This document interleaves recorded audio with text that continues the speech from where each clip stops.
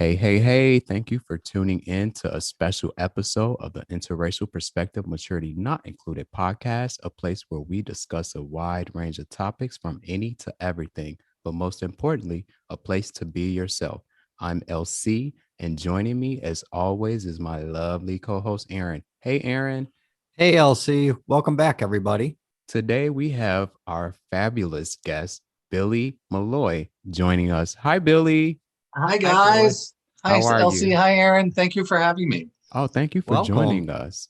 So, Billy is one of the top hairstylists in the DC, Maryland, Virginia area, and is also a published celebrity photographer. Originally from upstate New York, Billy has lived in LA, Harlem, and been in the DMV now for over a decade. He recently has opened his own studio in Silver Spring, Maryland, and has been cast on the reality show The City DC, a show about LGBTQA influential people in the area. He's also obsessed with Stevie Nicks. Obsessed.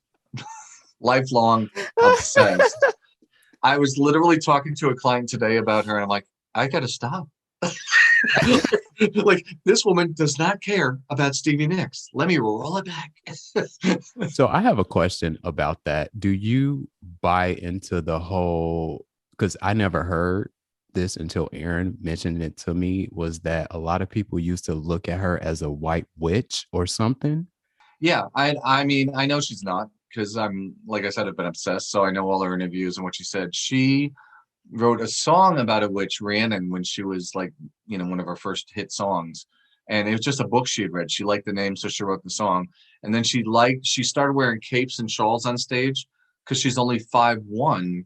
So she wanted to Oh, make sure like people in the back row could see her when she spun and stuff. So she just said, like, I just needed something so when I could fan out, like, so the light would catch it when I was dancing, so people could see me on stage. So therefore, like, so it turned into like her kind of image and her gothic look, and from then everyone just assumed she was a witch, and she wasn't. And I have a question on that. So, did you like her better when she was with the group or on her own, or does it matter to you? Hmm. There's differences I like in both. I like both, but it's for different reasons. Like when she's with the group, she's a little more airy fairy, and on her own, she's more like rock chick. And I like both of those. I like that she can be really sweet, but she can be really strong. I like the dichotomy. I like that. Okay, because I like both. I grew up with both of them playing by my mom all the time, and both sound great to me. Yeah, I love how yep. both sound too. I mean, to me, there's a distinct difference between the two styles. Like you can see her solo career is not, it's kind of blended now at this point. I mean, you know, she's 70 something, so, but Oh, and wow. she's I didn't still realize she making music. was. Hmm. So I even tell, went to see her get inducted solo to the Rock and Roll Hall of Fame at Barclays Center 2 years ago. Oh, that I was must have there. It been was pretty her and cool. Janet Jackson together. Oh, oh, wow. nice. It was cool. So tell I mean, us. when I say obsessed, I mean, silly.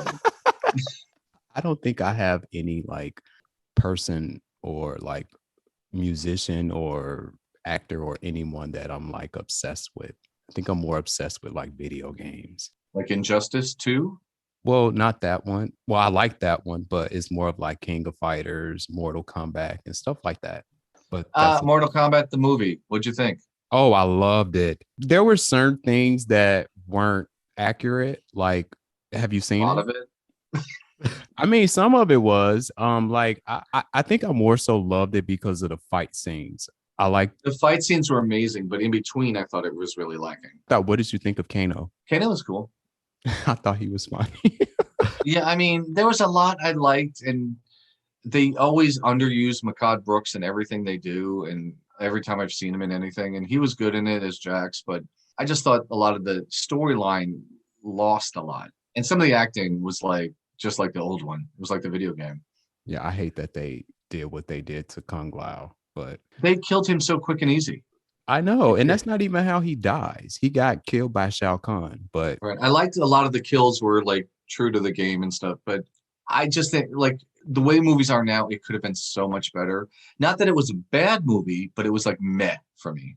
mhm. What I think was the best part of it was I always felt with the way technology is now, they could actually use like superpowers and stuff like that in a movie. And they actually came through with this one that I was like, okay, I can deal with the fight scenes because everybody used their powers or whatnot. And Yeah. I don't think we've really seen that in a movie because even the like Avenger movies and stuff, they do them, but it takes like an hour to lead up to them doing something special. Yeah.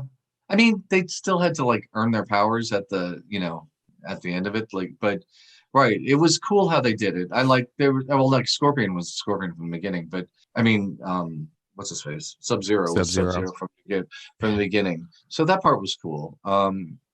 I you're right. I liked how they did the special effects. There was a lot of good points to it. I just thought like with the amount of technology they have now, there could have been so much more. It's like get a great writer. So, are you big into like that type of stuff, like comic books and? I have, I can't show you right now, but it like right over there, you can't see it. I have shelving and one whole section's dedicated to Barbara Gordon, Batgirl. Oh, And okay. I have about 35 action figures, all different of her. Oh, wow. So, did you see the Injustice movie that was 4 hours long? The Justice League movie, the Yeah, Zack the Snyder's one. yes, yes. Yes, yes, I've watched it probably 4 times. And what did you think of it? Well, obviously, you must have liked it if you watched it 4 times. It was, I think it was like an opera of superhero stories. Like I loved it. I thought he had the time to tell the story, and every chapter had its own little meaning, and they developed all the characters beautifully. I absolutely loved it. Personally, it didn't feel like it was 4 hours. No, not at all. And it went by quickly, and I was disappointed. Like I started watching it in the morning, and then I realized, I had to go to work, and I was kind of pissed. Like, shit, why did I set this up? Because like if there's like I knew I had taken off the morning, but I realized like, oh, I'm like 2 hours in and I still have to go someplace. But I loved it. I loved the Amazons were everything. The Cyborg was fucking amazing, and you know the racist people cut him out. What happened with all that?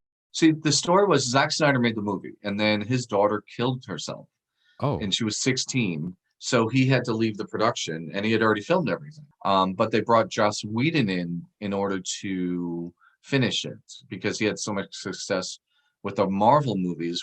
WB wanted another Marvel movie under the DC umbrella.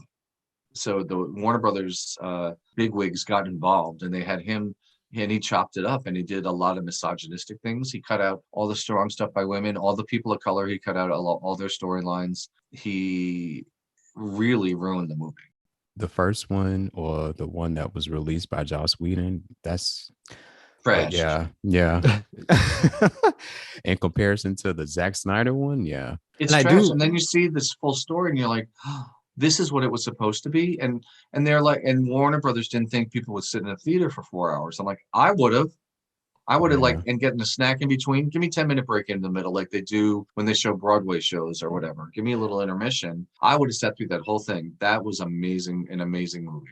But that almost makes it seem like they're out of touch with what kind of people would go to those movies because a lot of people really would have sat through that. And I like the parts where they actually chopped it up and said chapters. Like that made each chapter go by really quick. And then you go, wait, That's can't a they good do another point. chapter with them?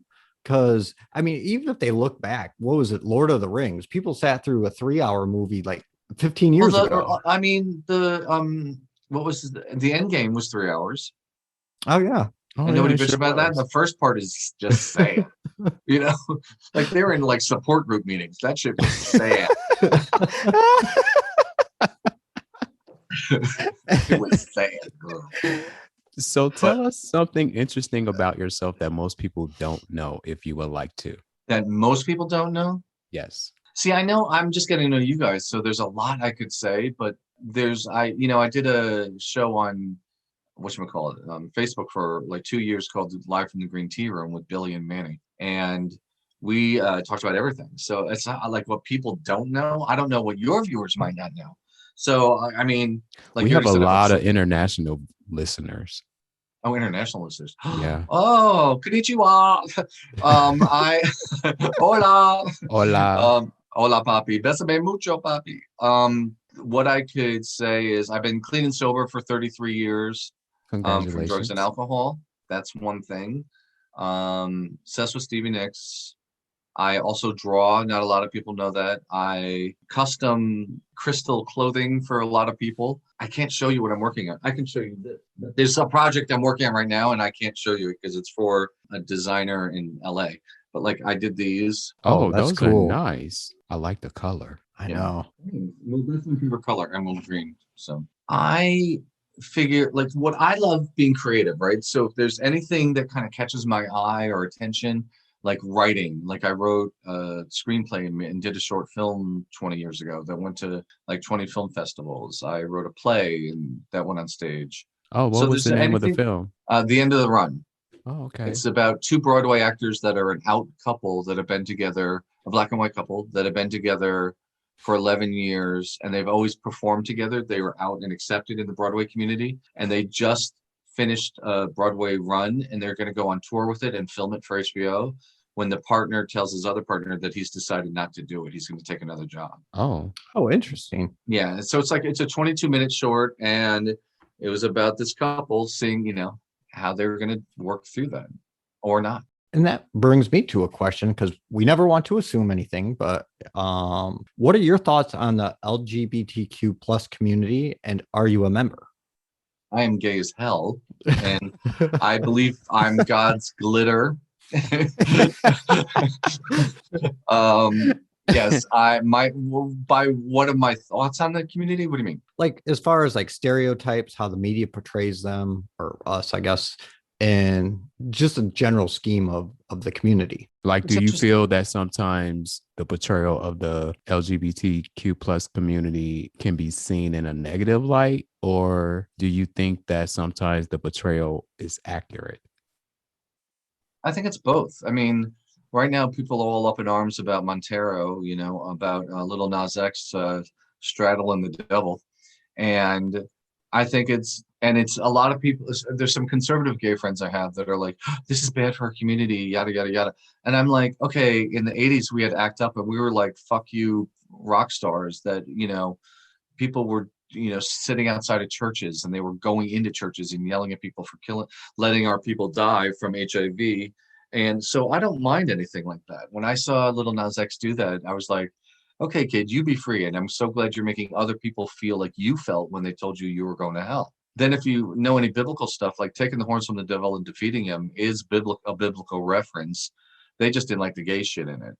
So I think our community, you know what I mean? Like that's all it is. So I think our community, we're moving forward, but I think there's still a lot of us that are caught up in heteronormative stereotypes about, straight acting and gay acting and femme and masculine and, no Asians, no fats, no femmes, and all that bullshit that we stay divided a lot. And, judge us for interracial relationships or judge us for who we love within our community. And our body types and body shaming and dysmorphia and all that stuff. It all plays into the same thing. I think we're a beautifully diverse community that's heading in the right direction, and we have as many issues as we have assets. Right. I like that. Tune in next week for part 2 of our interview with the luxurious Billy Maloy. Thank you for tuning in to this special episode with the fabulous Billy Maloy. Subscribe to our YouTube channel. Follow us on Twitter and Instagram at LC and Aaron. That way you know when a new episode becomes available. And as always, stay safe, stay positive, and be true to yourself.